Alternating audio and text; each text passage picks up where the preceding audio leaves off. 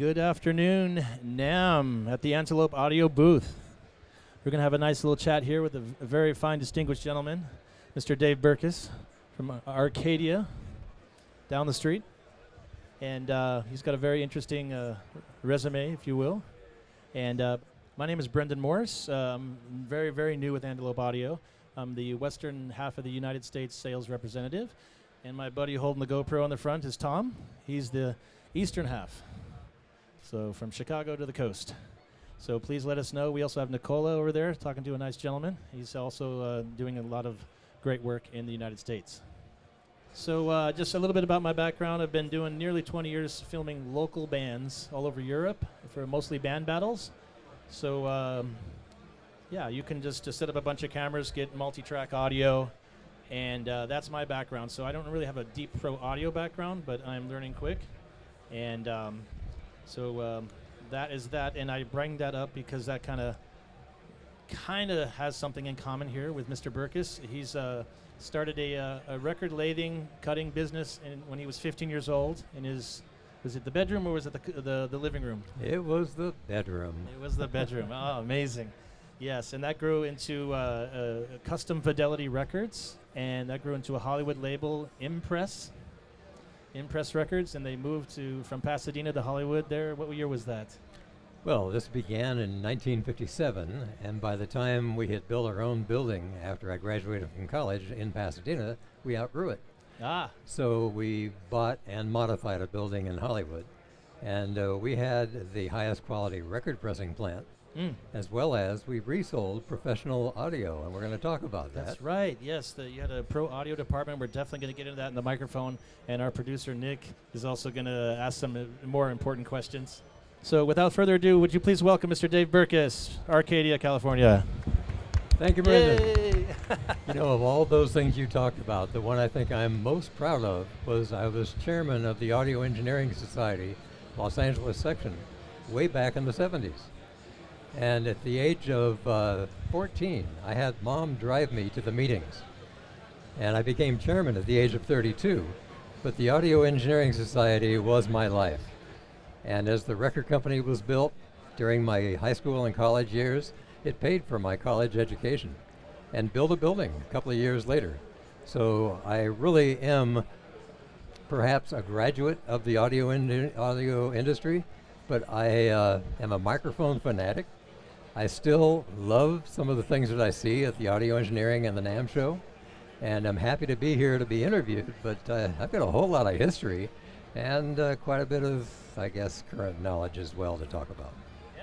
Great. Yeah, well, what are you holding there, sir? This is the ultimate product placement. That's what this whole show's about, amazing products. Would you like to describe that for our audience? Yeah. First of all, thanks to Antelope for loaning this microphone to me, and I have mounted it alongside of a very famous speaker's microphone used tremendously in podcast and even more importantly in broadcast, and that is the Electro Voice RE320. And the whole point was to compare this mic to the RE320. This is more expensive, but I'm going to talk about why in just a moment. And the RE320 is the one that we all think, along with the RE20, to be the microphone used by professionals in broadcasting. So why would I even want to talk about this instead of the other? To compare them, which I'm going to be doing in a new video, which I'm going to entitle How to Build Your Own Semi-Professional Studio for Audio and Video Recording. That's a mouthful, but it involves a lot of work around a microphone. And we'll speak about that sometime in the future as I publish that video. But it will show how with a great microphone, especially with a control panel and emulations of other kinds of microphones, you don't need different microphones for different purposes. So it was what intrigued me when I borrowed this, plugged it in to a boom stand over my desk. My desk is the center of the studio that I'm talking about. And when I compared this to the other microphone, my surprise was that the emulations that are available to microphones I'm very familiar with, the U47, the U67, the U87, the ELAM 251, all of the others that are emulated was a surprise to me, especially when you listen carefully at a reasonable volume, even with earphones. So what I have done is to use this microphone in ways it was never intended to be used, which is another thing that I guess we can talk about in the future. But it is a USB microphone, therefore it comes in a beautiful portable case, and one in which you could therefore, if you were a podcaster, use in an omnidirectional if you had more than 2 or 3 people, or a bidirectional if you had 2 people, or a cardioid if you had 1 person speaking. If it were a noisy room like we're in right now, there are some of the emulations that allow you to narrow the cardioid pattern to a point where all of that noise goes away. This is one microphone that can emulate all of that, as well as, the shocking thing to me was, it has additional features that give you everything from mixers to de-essers to all of those professional audio equipment devices that we used to sell for $800 to $1,000 a piece. And they're all right inside this thing. And so one mic with that piece of software, the control panel, is shockingly valuable, much more so than people would see just by looking at a single piece of metal. Well, thank you for that excellent assessment of the Edge Go, and we really appreciate Igor Levin and his team. They're really pushing the envelope. I like to joke with people. I like to say this is not your grandfather's USB microphone. Well, let me take a second and even add to that. Look at the bottom. First of all, the USB out, which also powers the microphone, is in a spot here, which is what is recommended. But notice over here, it's meant for earphones. There is absolutely no delay between the microphone and the earphone output. Therefore, what I've done is to take this directly to the computer and this earphone output into the mixer. And that was one that wasn't recommended necessarily by the Antelope company. But what I ended up doing was therefore having a 4-channel mixer and 4 microphones and being able to compare them just by touching a button on each and seeing which one had the most flexibility, the highest quality sound, the most noise reduction, all those things we're talking about.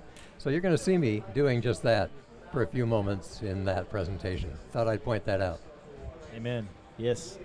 So yeah, and also I just wanted to touch on what's inside the mic. Obviously, it's bus powered, like Dave said, and there's FPGA chip processing.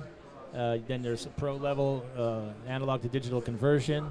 It's a single capsule dual membrane. I would like to talk a little bit more about microphones in general and your perspective, because you definitely have a lot of expertise with microphones, not just record lathing. And if I could get Nick, Mr. Nick. Hello, hi there.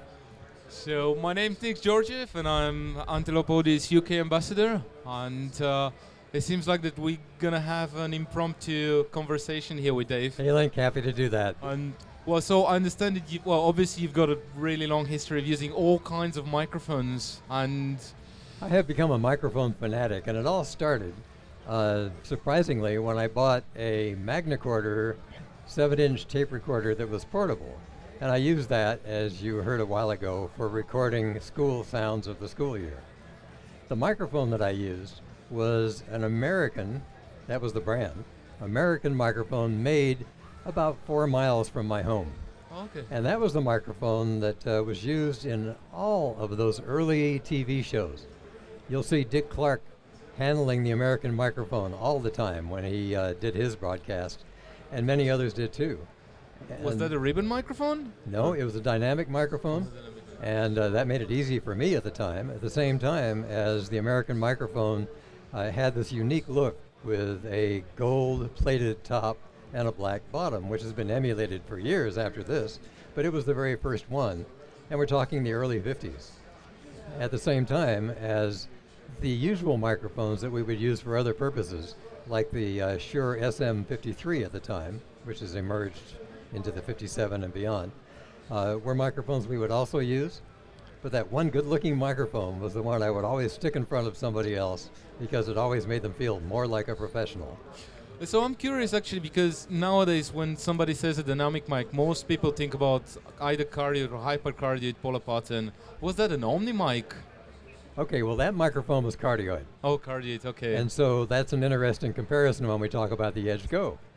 The Edge Go has, depending on which emulation you use on the control panel, you can either have a cardioid, like that microphone was, but with a wider range, or you can have an omni pattern, which means anybody around the microphone can speak as equally in volume, or you can have a bidirectional pattern, which means for podcasts or other reasons for use for two, one person on each side of the mic with equal volume. And you can change the cardioid pattern from being very broad to being extremely narrow. And that's important when there's background noise or when there is only one reason to isolate this microphone to one singer. So those kinds of things weren't available before. We would have a switch that would go usually from bidirectional to cardioid, and that was it. Yeah, like on the power supply of, say the 67 that you were talking about earlier. So now you're getting to where we went from there. From there. So the American mic was that very first mic back in the early 50s. But as we began to record these large groups in colleges and high schools from very large stages, we needed condenser microphones that would be able to take an entire orchestra with maybe 2 mics on high stands, and those microphones able to do the same job as today a lot of people use 10, 12, and 14 mics. And so our first condenser microphone that we used turned out to be one of the most valuable microphones ever, and we had no idea at the time. I paid $800 each for the ELAM 251, which is a Telefunken microphone. The holy grail of a vocal mic. Yeah. Yeah. And that ELAM 251, I had 2 of them, had power supplies that were not easy to take, carry, plug in, or wire. However, those were the power supplies necessary to make that microphone work. It was really interesting to me over the years to see the famous artists that binded themselves to the ELAM 251. My favorite artist was at the time Les Paul and Mary Ford, and he was a pioneer in developing the 8-track recorder and many other things which were his, where he would use Ampex parts to put together what Ampex never intended to have. Well, he had 2 ELAM 251s when he died, and they auctioned off all that he had. Almost the most valuable thing he had, other than a 1957 original of his, was that microphone. And that microphone, I don't know the actual sales price, but it would have been in the high $40,000 numbers. So I paid $800. Today it sells for $9,000. That microphone would have been worth 40-something thousand, and it tells you that microphones aren't necessarily just pieces of metal. There is some value there. Anyway, those 2 microphones did me a lot of good, as did a number of condenser microphones we not only resold, we rented, and I used. And my crew, I had 52 employees, and my crew used in remote recordings and in the studio. And that's when our love affair for these very high-priced microphones made me realize that there is a difference between something that is small, like for instance that early American microphone, or the Shure SM53 or 57, and the U47s, the U67s, the U87s, all these microphones that were worth at the time around $2,500 to $3,200. Today, they're $9,000. The reproduction of the ELAM 251 that I just mentioned, because they brought it back into the market. And Yeah, they brought back also ago. the 67 just recently. That one too, but the ELAM 251, still now speaking Telefunken, is now $9,000. That's how I got that price. But so is the U67, $9,000. So is the U47, $9,000. So it turns out that if you buy a microphone and hang on to it for 50 years, you may have yourself some real value there. It's almost like real estate in big cities. I don't know if I can compare the numbers to real estate, but it's a lot more fun to have a microphone. Well, so it's interesting. So you must have seen the transition from valve gear to transistor gear, such as like when things went from a 67 to an 87. I was just going to say that. And you probably thought that was really convenient and really cool. And today some people say, oh, well, yeah, but actually I like the sound of the valve unit. Many people prefer the 47 sound just like they prefer the RCA ribbon mic, the 77, that original ribbon mic. And you'll find now that AEA and others have reproduced it in the very same form factor as it used to be. You're right. We are going retro in many ways because some of these artists are looking for that same soft sound. Well, we're finding it, that, for instance, with the Edge Go, we've got the mic pre-emulations built inside the microphone. And actually, we've got this warmed, knob that actually introduces more distortion in the mic. And There is one emulation of a ribbon microphone in this group. And that one emulation has much more bass, much more roll-off at the high end, and it sounds very pleasant, but it isn't a realistic sound. It's the kind of sound you'd wanna have. 4038 probably, you mean? The 512? It's been a while since I did that one, but yeah. Uh-huh. It may be the 4038. It's the long, thin ribbon microphone. Oh, okay, yeah, the one-to-one. Yeah. That's it. Yeah, 121. yeah. That's really nice on guitars. Mhm. And I use it occasionally because I like the deep bass voice. Yeah. So Well, yeah, ribbons usually boost the low end quite a lot, actually, and more than it obviously because they're bidirectional mics and actually have the strongest proximity effect. And so, actually, when you're quite close to the source, that kind of microphone just really gives that. Yeah. Well, it's also the old school. Well, the 4038, in fact, was a broadcast microphone. The BBC used it for broadcast. And if you're familiar with that, deep voice presenter sound. Exactly. Well, that's I mean, I had to use another brand to talk about it, but that is why RE20s and RE320s are so very prevalent all through the world right now, is because as these broadcasters who are in radio, not necessarily TV, it's not used in TV, yet within 2 inches of the mic, you're going to hear this deep bass sound resonating from people that don't even have a bass voice. And that's, I guess, important to them. Now we can emulate that here, which is even more fun. So I think one of the, when I was talking to my colleague and said, what would you say is like one of the biggest changes that the industry has seen in terms of microphone technology? And to me, at least, I mean, obviously I don't have the experience that you have, but to me, it's probably the how everything scaled down to something like this.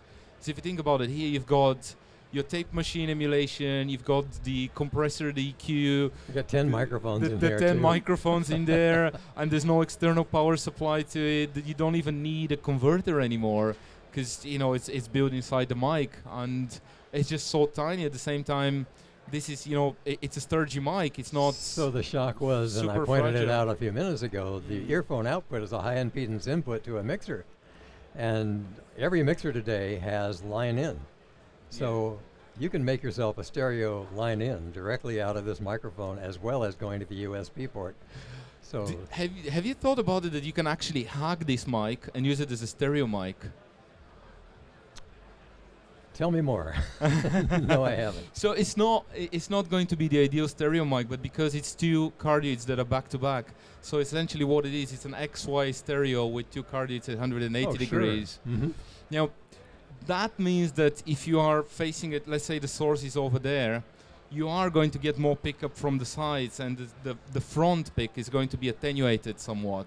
But actually, what I do with this guy is that I would record the clean feed of it on two separate, on a stereo track, then I'll duplicate that track and swap the left and right channels. Then have an emulation plugin on each one of them and select the subcardioid. So now actually in subcardioid, the front is not attenuated anymore, and you get a really even pickup from both the left, right side and the front. I love that. I can think of that in a live environment. I never thought of this mic as a live environment recording. But you get audience noise from the back that you could then attenuate as you needed to, but you wouldn't need another microphone pointed at the audience. Sure, but in a nice space where it's not so noisy as here, and you've got nice ambience as well. It turns out it's a pretty good, let's say, drum room mic or a choir mic. You could actually use it for something like that. Okay, well, I can't try it with the choir, but I can try it with my son's guitar. We can see what happens with that. That's a good thing to think about. Good. Well, thanks so much for being our guest here. I appreciate being your guest. It's been fun talking about the past. Okay, grab that before somebody else does.